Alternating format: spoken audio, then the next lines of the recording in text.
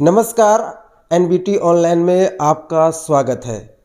हम पहुंचे हैं गोधरा और गोधरा में आज हम बात करेंगे दक्षेश भाई शाह से, जो पेशे से फोटो जर्नलिस्ट हैं और पिछले 26-27 सालों से लगातार लेंस के पीछे से तस्वीरें क्लिक करते हैं। चाहे गुजरात के गोधरा दंगों की बात हो या उससे पहले के गोधरा की बात हो या 2022 के गोधरा की बात हो, उनकी आंखों से ये शहर गुजरा है। हम उनसे पूछेंगे कि क्या गोधरा की राजनीति हमेशा ऐसी ही थी या कभी कुछ अलग राजनीति यहाँ पर थी, क्योंकि यहाँ पर जब वोट होते हैं या यहाँ पर जो विभाजन है वो विभाजन आप आँखों से देख सकते हैं। दक्षेश भाई साहब, आपका स्वागत है। गोधरा का जब जिक्र होता है तो 2002 के दंगे एक दाग कह सकते हैं, एक अतीत कह सकते हैं, काला अतीत कह सकते हैं, जो आके खड़ा हो जाता है। हम 2022 का इलेक्शन कवर करने आए, लेकिन दंगों की बात होती है, तो क्या गोधरा पहले भी ऐसा ही था? जो अगर 2002 की बात की जाए ना, तो उसी समय ट्रेन जली थी वही, बाकी पूरे गुजरात में उसके बाद में दंगा हुआ था, लेकिन गोधरा में इसके बाद गोधरा में दंगे नहीं हुए। यानी कि ट्रेन का हादसा हुआ, लेकिन दोपहर के बाद या उसके दूसरे दिन या कभी भी गोधरा में दंगा नहीं हुआ। 27 फरवरी के बाद, यानी 27 फरवरी को सुबह 7:40 को ट्रेन जली, बराबर। पर ट्रेन जली, इसके सिवाय पूरे गोधरा में कोई तूफान नहीं हुआ। अगर उसके पिछले भी बात करें तो 47 से दंगे, जब पार्टीशन हुआ पाकिस्तान का, तब से 2002 तक बहुत सारे दंगे हुए और उसमें बहुत लोगों की जान गई।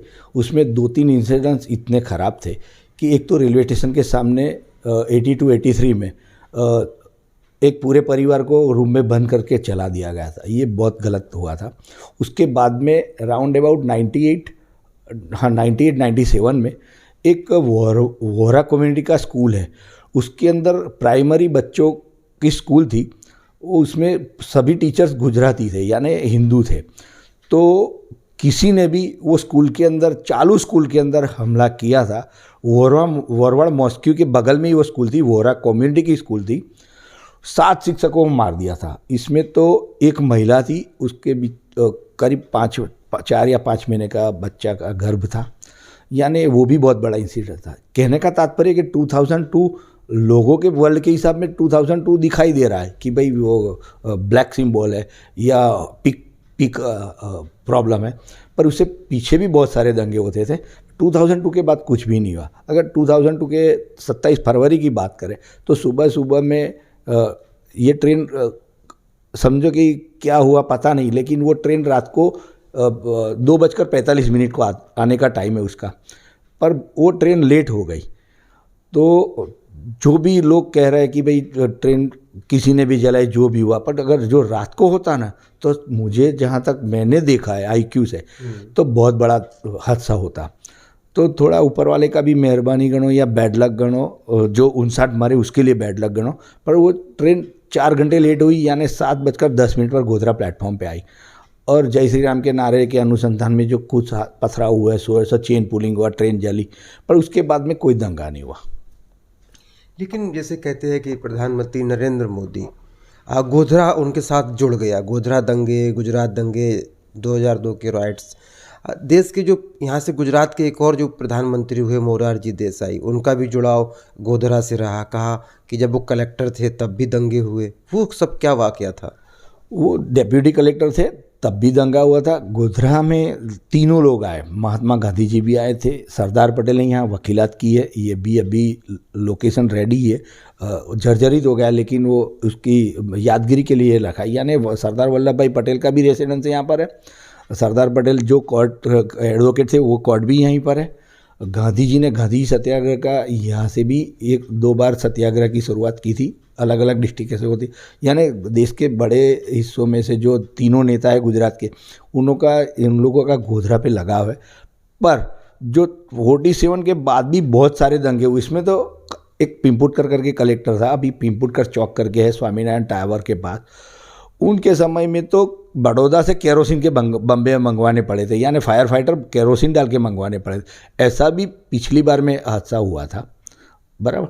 तो 2002 के बाद कोई हादसा नहीं हुआ। और बहुत अभी तुम वेरीफाई करोगे तो शायद world Guinness book of world record या इंडिया वर्ल्ड रिकॉर्ड में देखोगे तो पूरे हिंदुस्तान में सबसे ज़्यादा कर्फ्यू यानी तूफान, सबसे ज़्यादा कर्फ्यू का समय सिर्फ गोधरा ही है।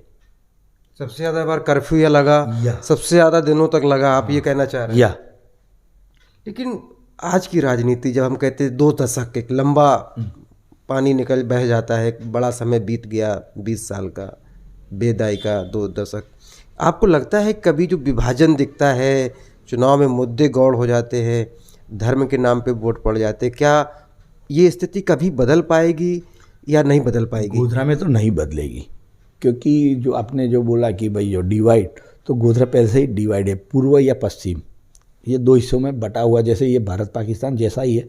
उसमें एक सराउंड एक रोड है जो देश की बॉर्डर की तरह, जो रेलवे स्टेशन से शुरू होके मंजूबा धर्मशाला से होके पटेलवाड़ा होके वोरवाड़ तक जाती है, वो मेन बॉर्डर लोगों के दिमाग में ऐसा है। और जो वर्ल्ड में लोगों के भी गोधरा यानी बहुत सेंसिटिव इलाका, 2002 के पास ऐसा कुछ भी नहीं है। और रही राजनीति की बात, तो पिछली बार भी हिंदू 2002 के पहले भी दंगे भी होते थे, फिर भी अब्दुल रहीम खालपा करके थे, उसको वो मुस्लिम थे, फिर भी हिंदू लोग भी वोट देते थे। ऐसा नहीं है कि भाई चलो टोटली पार्टीशन है या हिंदू मुस्लिम 2 भागों में बटा है। वो तीन टर्म तक अब्दुल रहीम खालपा साहब यहाँ धारासभ्य बन के यानी MLA चुने गए कांग्रेस से बराबर। वो हिंदू भी वोट देते थे, क्योंकि वो बंदे कुछ अलग ही किस्म के थे, उसमें कोई कट्टरवाद नहीं था, उसके दिमाग में भी कोई ऐसा पॉलिटिक्स या कुछ भी, उस सब लोगों के समान रखे चलते थे। वो अब्दुल रहीम खालपा वो 3 बार यहाँ से MLA हुआ। आप यहीं पे पैदा हुए गोधरा में, कभी आपको लगा कि इतने सारे दंगे, इतने सारे कर्फ्यू, आए दिन अशांति, जो भी चीज़ें रही 2002 के पहले, कभी आपको ख्याल आया कि चलो कहीं और चले जाते, या फिर आपको इतना लगाव रहा कि नहीं साहब यहीं रहना? नहीं, ऐसा कुछ मुझे दिमाग में कुछ भी नहीं, क्योंकि मेरा खुद का घर बॉर्डर पे ही था। पहले मैं सोनीवाड़ में रहता था, यानी बिल्कुल बॉर्डर पर ही था, एक रास्ता और 5 दुकान छोड़ के सिर्फ सीधा मेरा घर आता। पर कुछ भी ऐसा किसी को भी कोई डर ऐसा नहीं, जो तकदीर में होता था वो चलता रहता था, पर कोई चेंज करने का यानी सिटी चेंज करने का दिमाग में नहीं आया कभी। लेकिन दक्षेश भाई, आए दिन खबरें जब मीडिया में आती है कि स्लीपर सेल के 4 लोग पकड़े गए, स्टेट क्राइम ब्रांच ने पकड़ा, IB ने पकड़ा, आए दिन धरपकड़ होती है, तब भी तो गोधरा का नाम बदनाम होता है। अगर इस तरह की धरपकड़ भी होती है तो कहीं ना कहीं अतीत इतना दागदार है कि उससे चीज़ें सेट हो जाती है कि साहब ऐसा हुआ होगा। तो क्या कितनी सच्चाई है, कितनी इस प्रकार की क्या गतिविधियां रहती है यहाँ पर? यहाँ के सबसे ज़्यादा लोग पाकिस्तान के साथ कनेक्टेड है, और 2016-17 से 2020 तक IB रिपोर्ट या पुलिस रिपोर्ट, जो लोग जितने आते हैं उनको क्राइटेरिया में वापस जाना होता है। यानी जो 2018 में किसी के वहाँ शादी के लिए आता है तो उसका 1 या 2 महीने का वीज़ा होता है, उसके बाद नहीं जाते। इतना सारा यहाँ फ्रॉड है कि आने के बाद वो जाते नहीं। अभी एक केस चल रहा है, वो 2 महीने के लिए आया था, अभी 20 साल हो गया। कोर्ट ने उसको बोला कि भाई ये 15 दिन में उसको पाकिस्तान चला जाना चाहिए। वो बंदा आज भी है। पुलिस ने 3 बार उसके घर पे जाके हाई कोर्ट का जजमेंट दिखाया कि भाई आपको वापस पाकिस्तान चला जाना है, फिर भी वो नहीं गया, क्योंकि वो पाकिस्तानी है, हिंदू क्या सॉरी या मुस्लिम की लड़की से शादी की थी, पर वो रियली उसका पासपोर्ट ये सब पाकिस्तानी है, तो फिर भी यहाँ रहता है। ऐसे बहुत सारे इंसिडेंट्स यहाँ के हैं। तो ऐसा कुछ तो है नहीं, पर वो बात में सच्चाई है कि भाई यहाँ से बहुत सारे 4 बार करेंसी, एक बार 4,75,00,000 की करेंसी पकड़ी गई। और यहाँ के लोगों की सबसे बड़ा बिजनेस ट्रांसपोर्ट का है, वो नेपाल जाता है, बेंगलोर जाता है, अदर स्टेट में। और एक जंगलिया करके है जो पूरे हिंदुस्तान का सबसे बड़ा हाईवे रॉबरी है, यानी उनमें से बहुत सारे लोग जो है कि क्रिमिनल माइंड के भी है।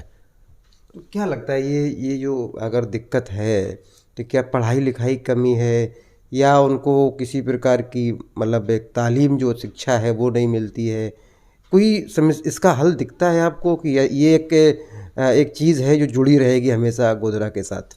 गोधरा के साथ जुड़ी रहेगी, क्योंकि उन लोगों जैसे भी थोड़े समझदार होते हैं ना, तो उसका माइंड ऑटोमोबाइल्स में सबसे ज़्यादा। यहाँ के बहुत सारे 90% जो है वो ट्रांसपोर्ट से जुड़े हुए हैं और ऑटोमोबाइल से जुड़े हुए।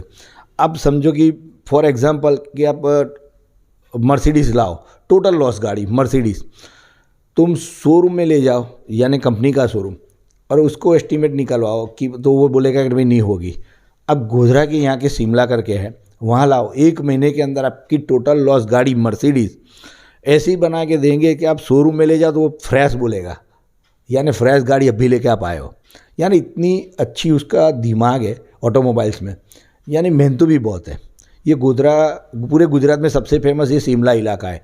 तुम 4 बंगड़ी वाली गाड़ी लाओ, BMW लाओ, कोई भी गाड़ी लाओ, टोटल लॉस के अभी कोई भी गाड़ी का फोल्ड कोई कंपनी का शोरूम वाला ऑफिशियली डिस्टिंक्शन वाला जो इंजीनियर नहीं कर पाएगा ना, वो यहाँ के 2 चौपड़ी 4 चौपड़ी या वो मदरसा में पढ़ा होगा, पर वो अच्छी तरह से टेक्निकली क्लीन कर देगा, अपनी गाड़ी को रिपेयर कर देगा। और टोटल लॉस गाड़ी तो तुम कल लेके आओ, मैं चैलेंज देता हूँ कि 1 महीने के बाद आप देखना गाड़ी जी। यानी इतना ऐसा है उन लोगों का जी। लेकिन 22 के चुनाव की अगर हम बात करें तो कम से कम 1 दर्जन से ज़्यादा प्रत्याशी है, और जो पहले कांग्रेस में थे CK राहुल जी, वो अब BJP में है, 2 बार जीत चुके, फिर से वो टिकट पर है। उनका एक बयान भी था संस्कारी करके कि जो लोग बिल्किस बानो केस में छोड़े गए वो संस्कारी है। वो रिमार्क बहुत कंट्रोवर्सी में भी आया। किस तरह की स्थिति आप देखते हैं? उनके सामने रश्मिबेन चुनाव लड़ रही है, तो किस तरह की फाइट देखते हैं आप? क्या मतलब कोई संघर्ष देखते हैं, या कोई मुद्दों पे वोट पड़ेगा, या फिर जो पैटर्न है उसी पे वोट जाएगा? देखो अभी पैटर्न में तो क्या, जो बिल्किस बानो वाला जो उसका खुद का स्टेटमेंट था, उसने माफ़ी भी मांग ली थी। ऐसा नहीं बोलना चाहिए किसी भी धर्म के जो कोई संस्कारी है, सब उसका पर्सनल मामला है। पर अगर यहाँ की जो रूटीन बात की जाए तो जो कांग्रेस के जो रश्मिता बहन है वो OBC कास्ट के आते हैं, वो 58 to 62% OBC कास्ट के हैं। रही बात मुस्लिम की, जो सालों से देखा जाए तो 75 से 85% तक वोटिंग हर बार होता है। फिर भी इस बार उन्होंने क्या किया है कि सिर्फ एक MIM का उम्मीदवार है, और उन लोगों का हर बार कांग्रेस के साथ वोटिंग हुआ करता था। तो 2 महीने से उन लोगों ने डिसाइड किया कि भाई सालों से हम 80 से 85 90% तक जो 85% तक वोट देते हैं, तो हमारे इलाके को तो बेनिफिट क्या मिला, सिर्फ वोट ही देना। तो इससे बेटर है कि हमारा खुद का वजूद खड़ा करें और खुद का मुस्लिम ही उम्मीदवार खड़ा रखे। इस वजह से उन्होंने मुस्लिम उम्मीदवार रखा है। और उसमें उन लोगों को MIM का थोड़ा ये भी सोचना है कि हमारे साथ जय भीम वाले, यानी अदर जो स्लम इलाके वाले लोग हैं, वो भी उनके साथ मिला कि हम जीतने की कोशिश करेंगे। और रही CK राहुल जी की बात, CK राहुल जी पहले कांग्रेस में थे, उसके बाद में BJP में आए, पर उनका मुस्लिम इलाका में भी पर्सनल रिलेशन ऐसा है तो कोई उसको वोट शायद नहीं देगा तो कोई बात नहीं, लेकिन वोट करने नहीं जाएगा। ऐसे भी थोड़े लोग जो है, उस वजह से उसको बहुत सारा बेनिफिट रहेगा। विधानसभा की तरह एब्सटेन कर लेंगे, वोट करने नहीं जाएंगे, तो वो भी वोट देना ही हो गया। वो जो भी नोटा होता है, इसी तरह से मे भी पॉसिबल ये हो सकता है। और उसकी पकड़ तो है, क्योंकि वो CK राव जी ने पिछले 5 साल में जो medical college I, engineering college I, degree college I, Govind Guru university I, यानी थोड़ा काम भी रूटीन अच्छा किया है। इस वजह से लोगों के दिल में ये है कि भाई उस CK राहुल जी का थोड़ा बेनिफिट है। जी बिल्कुल। आपने बहुत सारी बातें बताई गोधरा के बारे में, गोधरा के दंगों से जुड़ी बातें बताई। कोई और चीज़ जो आप देश भर के लोगों को बताना चाहे, जो अच्छी चीज़ भी हो, जैसे आपने ऑटोमोबाइल के हुनर के बारे में बताई, इसके अलावा कोई और चीज़ जो गोधरा की एक पॉजिटिव साइड को दिखाती हो, बताती हो, ऐसी कोई चीज़ अगर आपको याद होती है? यस, गोधरा जो अभी 2002 का जो दंगा हुआ ना, इसमें पूरे वर्ल्ड में गोधरा एक अलग प्रकार का हो गया लोगों की मेंटली में, कि अगर शायद आपके परिवार में किसी को गोधरा में कोई जॉब का कोई गोधरा आ रहा है, कोई गोधरा जा रहा, तो चिंता रहती है। यस, मैं यही कहना चाहूँ कि अगर आपके कोई रिश्तेदार को ट्रांसफ़र हुई गवर्नमेंट जॉब में, गोधरा का परिवार वाले भेज जाएंगे, पर 24 ही घंटे में वो यहाँ जॉब करने के बाद 24 घंटे में बोल रहेगा कि यार ये सब मीडिया में या हमारी जो मेंटेलिटी वो गलत है। अभी भी 80 से 90% लोग, मुस्लिम लोग हिंदुओं के साथ व्यवहार में, धंधा के व्यवहार, और हिंदू लोग मुस्लिम के साथ जुड़े हुए हैं। ऐसे बहुत सारे लोग हैं कि भाई हिंदू के बिना मुस्लिम को नहीं चलेगा, मुस्लिम के बिना हिंदू को नहीं चलेगा। ऐसे बिजनेस पर्पस या कोई भी ऑफिस में जाओ, कई बार भी रूटीन है, क्योंकि राउंड अबाउट 50-50 कम्युनिकेशन है।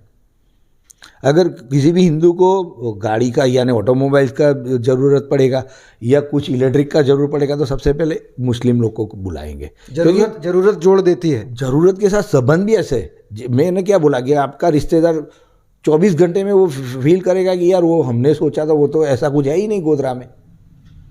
यानी एक हवा चली है। पर यहाँ लोकल पीक पॉइंट पर यानी जीरो ग्राउंड पर आएंगे देखेंगे तो 24 घंटे में उसके दिमाग से निकल जाएगी भाई ये ऐसा कुछ है ही नहीं गोधरा में। सब 2002 के बाद कोई ना दंगा हुआ है ना कोई एक्सक्यूज़ रहा है, आराम से लोग रहे, हिंदू मुस्लिम के घर जा सकता है, मुस्लिम हिंदू के घर जा सकता है, ऐसा अच्छा रिलेशन लोगों में है। जी बिल्कुल, एनवीटी से बात करने के लिए, बहुत सारी चीज़ें गोधरा के बारे में बताने के लिए आपका बहुत बहुत आभार। Thanks a lot. तो ये थे दक्षेश भाई साहब, जो 27 सालों से फ़ोटो जर्नलिस्ट हैं। उन्होंने गोधरा को तमाम सालों से अपने कैमरे की लेंस से भी देखा है, एक नागरिक के तौर पर भी देखा है। उनका कहना है कि दंगे कहीं ना कहीं जुड़े रहे हैं। वो पहले मोरारजी देसाई का पीरियड हो या नरेंद्र मोदी का पीरियड हो, दंगे होते रहे हैं।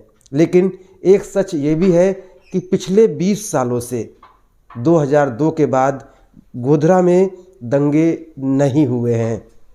शायद ये एक पॉजिटिव साइड है गोधरा का, जिसे मीडिया या बहुत सारी जगह पे चर्चा नहीं हो पाती है। आप देखते रहिए एनवीटी ऑनलाइन, हम तमाम बड़े अपडेट आप तक पहुंचाते रहेंगे।